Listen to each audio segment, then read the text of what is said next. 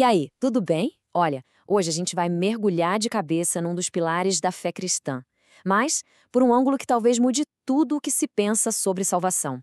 E se não for só sobre o destino da alma? E se for, na verdade, um processo de aprendizado, uma pedagogia desenhada por Deus? É isso que vamos desvendar, a pedagogia da salvação. E o ponto de partida de tudo isso é uma ideia muito poderosa. Fomos salvos para a comunhão. Pensa bem, no mundo que grita eu o tempo todo, essa frase chega e vira a mesa, desafiando a gente a pensar no nós. Ela prepara o terreno para a gente entender que o objetivo final é algo, nossa, muito maior do que só salvação individual. Tem a ver com pertencimento, com comunidade. É daqui que a gente parte. Beleza, então como é que a gente vai organizar essa conversa? Tá aqui o nosso roteiro, bem simples. Primeiro, vamos lá na fonte, no plano da Trindade. Depois, a gente vai ver como isso causa uma verdadeira revolução interna, uma mentalidade totalmente nova. Aí, a gente explora como essa mudança de dentro para fora aparece no dia a dia. E, para fechar, chegamos a uma conclusão que, olha, é surpreendente sobre o propósito de tudo isso. Então vamos lá, começando pela origem de tudo. A primeira coisa a entender é que a salvação não é um plano B, sabe? Não é um plano de emergência de Deus, de jeito nenhum. A visão que estamos explorando aqui mostra que ela é uma iniciativa pensada, deliberada, que nasce da própria essência de Deus, da comunhão da Trindade. E o ponto central aqui é o seguinte: esse processo todo se desenrola em 3 fases, que são perfeitamente unidas. Começa com o amor do Pai, que é a motivação, a faísca inicial. Depois, essa ideia se torna visível, palpável, através da graça do Filho, que é a manifestação disso no mundo. E no final, tudo se completa, se consuma na comunhão do Espírito Santo, que é o grande objetivo de nos unir. É como uma sinfonia divina em 3 movimentos. E o mais legal é que Deus não só age, ele ensina enquanto age. É como se esses atos fossem as ferramentas de ensino dele. A cruz, por exemplo, não é só um fato histórico, né? É a grande aula sobre o amor salvando a gente da condenação.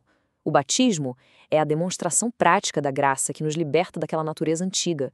E a ceia do Senhor é a experiência viva da comunhão que nos salva do isolamento do nosso individualismo. São lições divinas para moldar uma consciência totalmente nova. Ok, se essa é a iniciativa de Deus, o que acontece com a gente? Qual o resultado em nós? Agora que entendemos a ação divina, o foco muda para o impacto interno. Como é que essa aula de Deus transforma a gente por dentro? E aqui está o pulo do gato. A salvação é muito mais do que só zerar a conta dos pecados. Seu verdadeiro objetivo é bem mais profundo. É como formatar e reinstalar o sistema operacional da nossa mente. É isso. É reconfigurar o jeito que a gente pensa, o jeito que a gente vê o mundo, para que a gente possa começar a viver de um jeito totalmente novo. A cultura do reino de Deus. E essa é a grande virada de chave. A gente sai de uma mentalidade de salvar a minha pele, focada em salvar a mim mesmo, para uma consciência de missão. O foco não é mais fugir de algo ruim. Agora, o foco é manifestar algo bom, com base na nossa nova identidade de filho de Deus. É uma virada de 180 graus no nosso propósito de vida. E no fim das contas, toda essa transformação interna, essa coisa profunda, aponta para um único objetivo, um propósito poderoso. O objetivo número 1 é esse: viver e expressar o reino de Deus. E não lá no futuro, sabe? Mas aqui, agora, no nosso dia a dia, nas nossas relações, construindo a cultura do reino aqui na Terra. Bom, e uma mudança tão radical assim não tem como ficar guardada, né? É como um copo que enche até transbordar. Se a mente mudou de verdade, as ações vão seguir esse fluxo. É isso que a gente vai ver agora. Como essa nova consciência transborda para o mundo numa vida que se derrama em ações e em comunidade. Mas na prática, o que significa manifestar o reino? Será que é algo muito místico, muito vago? Não, não. A fonte que estamos analisando nos dá 3 marcadores bem concretos que dá para ver. Olha só. Paz no lugar do conflito. Justiça para corrigir a desigualdade e alegria, aquela que não depende da circunstância. É essa a cara da cultura do reino no mundo real. Percebe a progressão aqui? É muito poderosa. Primeiro, Deus trabalha em nós, transformando a nossa mente. Isso foi feito por nós, um presente que a gente não merecia. E agora o grande final se revela. Ele quer trabalhar através de nós. A gente se torna um canal do propósito dele no mundo, servindo outras pessoas. E essa citação, ela dá uma profundidade nova para a ideia de serviço. Não é só sobre fazer coisas, ser um ativista, resolver problema material. Pensa assim, a verdadeira essência de servir, nessa visão, é ser um ponto de conexão, um canal. As nossas ações viram um meio pelo qual outras pessoas podem ter a experiência da comunhão com o Espírito. É muito mais profundo. E isso nos leva a uma distinção que é crucial. É um paradoxo bem no centro dessa jornada. Olha só, a salvação é de graça, é um presente, custo zero. Mas a jornada de viver essa salvação, de amadurecer nela, essa custa tudo.